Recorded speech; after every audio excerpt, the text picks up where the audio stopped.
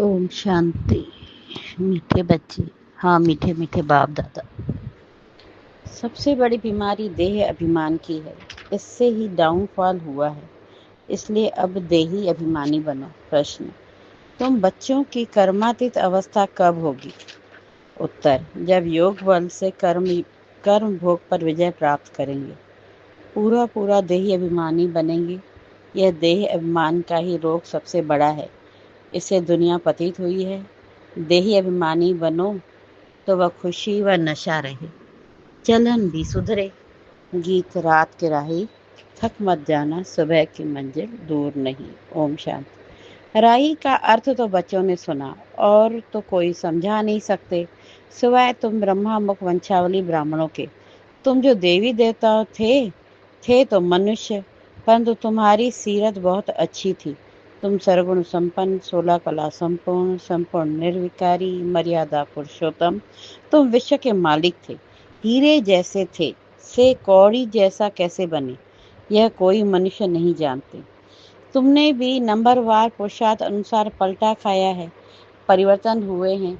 अभी तुम देवता बने नहीं हो, रिजुवेनेट हो रहे हो। कोई थोड़ा बदले हैं, कोई की 5%, कोई की 10%। सीरत बदलती जाती है। दुनिया को यह पता नहीं भारत ही हेवन था। कहते भी हैं क्राइस्ट से 3000 वर्ष पहले भारत में देवी देवताएं थे। उनमें ऐसे गुण थे जो उन्हों को भगवान भगवती कहते थे। अभी तो वह गुण है नहीं, मनुष्य की समझ में नहीं आता। भारत जो इतना साहूकार था, उनका फिर डाउनफॉल कैसे हुआ, वह भी बाप ही बैठ समझाते हैं। तुम भी समझा सकते हो। जिनकी सूरत सुधरी है, बाप कहते हैं बच्चे तुम देवी देवता थे तो आत्मा अभिमानी थे। फिर जब रावण राज्य शुरू हुआ तो देह अभिमानी बन पड़े हो। यह देह अभिमान की सबसे बड़ी बीमारी तुमको लग पड़ी है। सतयुग में तुम आत्मा अभिमानी थे, बहुत सुखी थे। किसने तुमको ऐसा बनाया? परमात्मा ने। यह कोई भी नहीं जानते। बाप बैठ समझाते तुम्हारा डाउनफॉल क्यों हुआ। अपने धर्म को भूल गए हो। भारत वर्थ नॉट ए पेनी बन गया। उनका मूल कारण क्या है? देह अभिमान। यह भी ड्रामा बना हुआ है। मनुष्य यह नहीं जानते कि भारत इतना साहूकार था, फिर गरीब कैसे बना। हम आदि सनातन देवी देवता धर्म के थे, फिर हम कैसे धर्म भ्रष्ट कर्म भ्रष्ट बने। बाप समझाते हैं रावण राज्य होने से तुम देह अभिमानी बने तो तुम्हारा यह हाल होने लगा। सीढ़ी भी दिखाई है कैसे डाउनफॉल हुआ। वर्थ नॉट ए पेनी का भी मुख्य कारण देह अभिमान है। यह भी बाप बैठ समझाते हैं। शास्त्रों में कल्प की आयु लाखों वर्ष लगा दी है। आजकल समझदार हैं क्रिश्चियन लोग, वह भी कहते हैं क्राइस्ट से 3000 वर्ष पहले पैराडाइज था। भारतवासी यह समझ नहीं सकते कि प्राचीन भारत ही था, जिसको स्वर्ग हेवन कहा जाता है। आजकल तो भारत की फुल हिस्ट्री ज्योग्राफी को जानते ही नहीं है। थोड़े बच्चों में थोड़ा ज्ञान है तो देह अभिमान आ जाता है। समझते हैं हमारे जैसा कोई है नहीं। बाप समझाते हैं भारत की ऐसी दुर्दशा क्यों हुई। बापू गांधी भी कहते थे पतित पावन आओ, आकर राम राज्य स्थापन करो। आत्मा को जरूर कभी बाप से सुख मिला है तो पतित पावन को याद करते हैं। बाप समझाते हैं हमारे बच्चे तो शूद्र से बदल ब्राह्मण बनते हैं। वह भी पूरा देही अभिमानी बनते नहीं, घड़ी घड़ी देह अभिमान में आ जाते हैं। यह है सबसे पुराना रोग जिससे यह हाल हुआ है। देही अभिमानी बनने से बड़ी मेहनत है।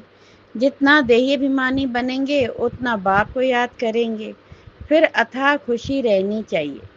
गाया जाता है परवाह थी पार ब्रह्म में रहने वाले परमेश्वर की, वह मिल गया, उससे 21 जन्म का वर्षा मिलता है। बाकी क्या चाहिए। तुम सिर्फ देही अभिमानी बनो, मामेकम याद करो। भले गृहस्थ विहार में रहो, सारी दुनिया देह अभिमान में है। भारत जो जितना ऊंच था उसका डाउनफॉल हुआ है। हिस्ट्री ज्योग्राफी क्या है यह कोई बता न सके। यह बातें कोई भी शास्त्रों में नहीं है। देवताएं आत्माभिमानी थे, जानते थे एक देह को छोड़ दूसरी लेनी है, परमात्मा अभिमानी नहीं थे। तुम जितना बाप को याद करेंगे, देही अभिमानी रहेंगे, उतना बहुत मीठा बनेंगे। देह अभिमान में आने से ही लड़ना झगड़ना बंदरपना आ जाता है। यह बाप समझाते हैं, यह बाबा भी समझ रहे हैं। बच्चे देह अभिमान में आकर शिव बाबा को भूल जाते हैं। अच्छे अच्छे बच्चे देह अभिमान में रहते हैं, देही अभिमानी बनते ही नहीं हैं। तुम कोई को भी यह बेहद की हिस्ट्री जाकर भी समझा सकते हो। बरोबर सूर्यवंशी चंद्रवंशी राजधानी थी। ड्रामा का किसको भी पता नहीं है। भारत जो इतना गिरा, डाउनफॉल की जड़ है देह अभिमान। बच्चों में भी देह अभिमान आ जाता है। यह नहीं समझते कि हमको डायरेक्ट कौन देते हैं। हमेशा समझो शिव बाबा कहते हैं। शिव बाबा को याद न करने से ही देह अभिमान में आ जाते हैं। सारी दुनिया देह अभिमानी बन गई है। तब बाप कहते हैं, माँ में कम याद करो, अपने को आत्मा समझो। आत्मा इस देह द्वारा सुनती है, पाठ बजाती है। बाप कितना अच्छी रीति समझाते हैं। भले भाषण तो बहुत अच्छा कर लेते हैं, परंतु चलन भी तो अच्छी चाहिए ना। देह अभिमान होने कारण फेल हो जाते हैं। वह खुशी व नशा नहीं रहता है। फिर बड़े विकर्म भी उनसे होते हैं, जिस कारण बड़े दंड के भागी बन पड़ते हैं। देह अभिमानी बनने से बहुत नुकसान पाते हैं, बहुत सजा खानी पड़ती है। बाप कहते हैं, यह गॉडली वर्ल्ड गवर्नमेंट है ना। मुझ गॉड की गवर्नमेंट का राइट हैंड है धर्मराज। तुम अच्छे कर्म करते हो तो उनका फल अच्छा मिलता है, बुरे कर्म करते हो तो उनकी सजा खाते हो। सब गर्भ जेल में भी सजाएं खाते हैं। उस पर भी एक कहानी है। यह सब बातें इस समय की है। महिमा एक बाप की है, दूसरे कोई की महिमा है नहीं। इसलिए लिखा जाता है, त्रिमूर्ति शिव जयंती वर्थ डायमंड, बाकी सब है वर्थ कौड़ी। सिवाय शिव बाबा के पावन कोई बना न सके। पावन बनते हैं फिर रावण पतित बनाते हैं, जिस कारण सब देह अभिमानी बन पड़े। अब तुम देही अभिमानी बनते हो। यह देही अभिमानी अवस्था 21 जन्म चलती है तो बलिहारी एक गाई जाती है। भारत को स्वर्ग बनाने वाला शिव बाबा है। ये किसको पता नहीं है कि शिव बाबा कब आया। उनकी हिस्ट्री तो पहले पहले चाहिए। शिव कहा ही जाता है परमपिता परमात्मा को। तुम जानते हो देह अभिमान के कारण डाउनफॉल होता है। ऐसा हो तो तब तो बाप आए राइज कर ले। राइज और फॉल दिन और रात, ज्ञान सूर्य प्रकटा, अज्ञान अंधेर विनाश। सबसे जास्ती अज्ञान है यह देह अभिमान। आत्मा को तो किसको पता नहीं। आत्मा सो परमात्मा कह देते हैं। तो कितने पाप आत्मा हो गए हैं, इसलिए डाउनफॉल हुआ है। 84 जन्म लिए हैं, सीढ़ी नीचे उतरते आए हैं। यह खेल बना हुआ है। यह वर्ल्ड की हिस्ट्री ज्योग्राफी तुम बच्चे जानते हो और कोई नहीं जानते। विश्व का डाउनफॉल कैसे हुआ, वे तो समझते हैं कि साइंस से बहुत तरक्की हुई है। यह नहीं समझते कि दुनिया और ही पति नर्क बन गई है।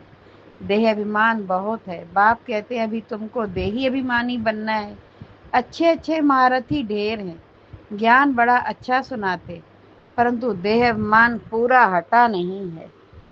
देह अभिमान के कारण कोई में क्रोध का अंश, कोई में मोह का अंश, कुछ न कुछ है।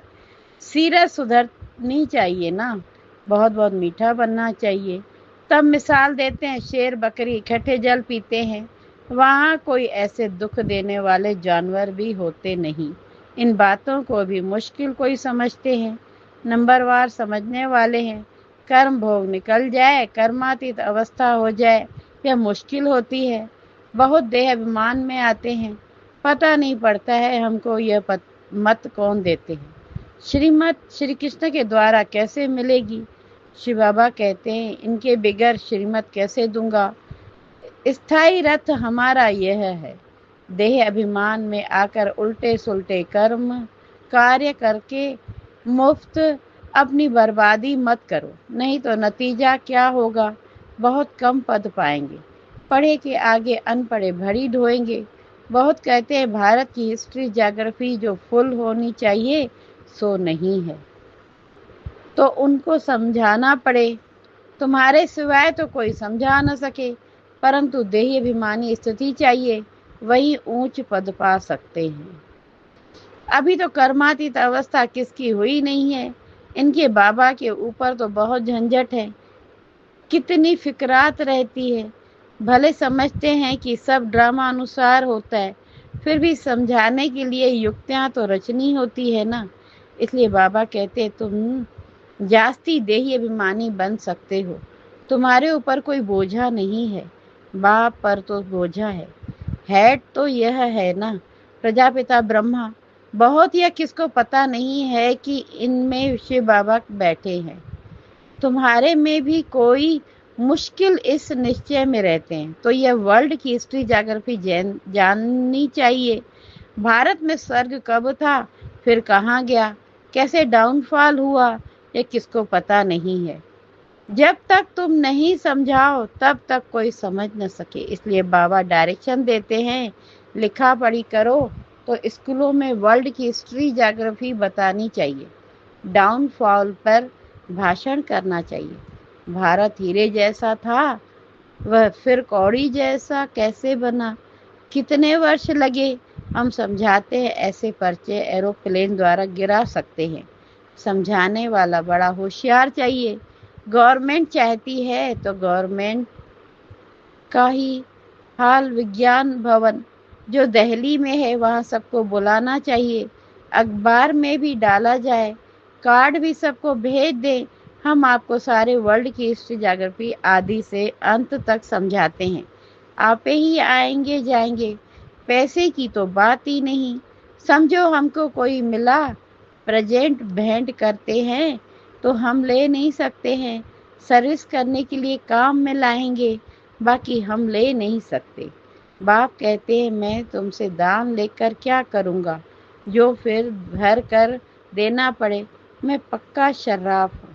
अच्छा, मीठे मीठे से खिलते बच्चों प्रति माता पिता बाप दादा का याद प्यार और गुड मॉर्निंग।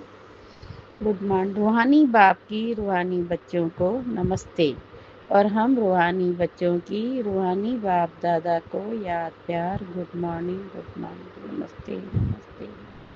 शुक्रिया बाबा, शुक्रिया शुक्रिया। धारणा के लिए मुख्य सार पहली पॉइंट, देहाभिमान में आकर कोई भी उल्टा सुल्टा कार्य नहीं करना है। देही अभिमानी बनने का पूरा पूरा पुरुषार्थ करना है, अपनी सीरत चलन सुधारते रहना है। दूसरी पॉइंट, बहुत बहुत मीठा शीतल बनना है, अंदर में क्रोध मोह का जो भूत है उसे निकाल देना है। वरदान, रिगार्ड देने का रिकॉर्ड ठीक रख खुशी का महादान करने वाले पुण्य आत्मा भव।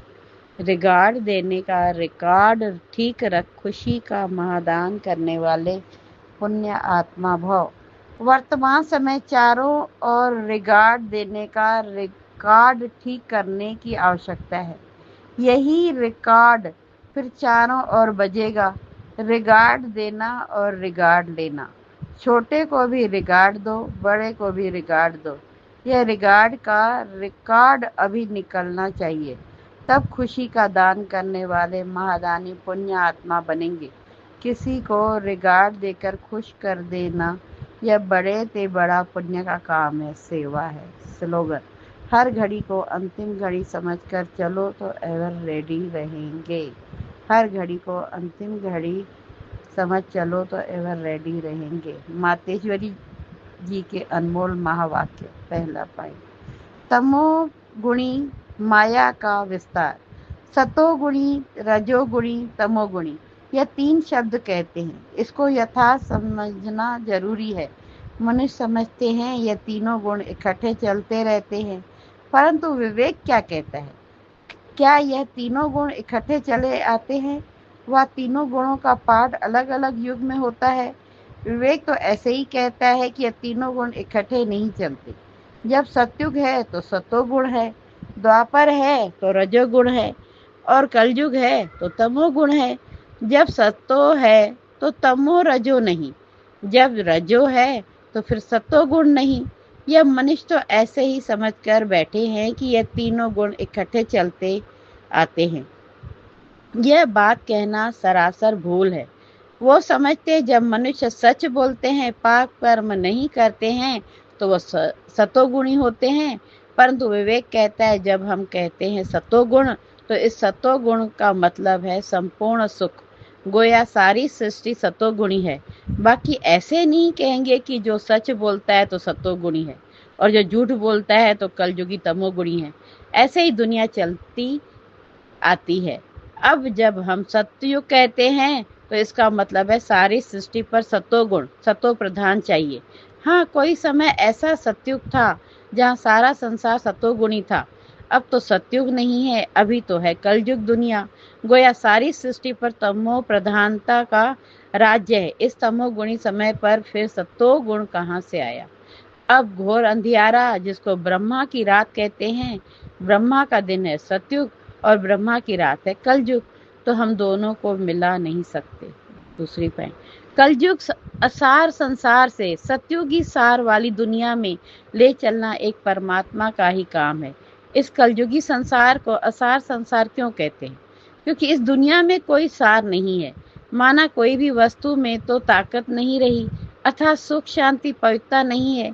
तो इस सृष्टि पर कोई समय सुख शांति पवित्रता थी, अब तो ताकत नहीं है, क्योंकि इस सृष्टि से 5 भूतों की प्रवेशता है।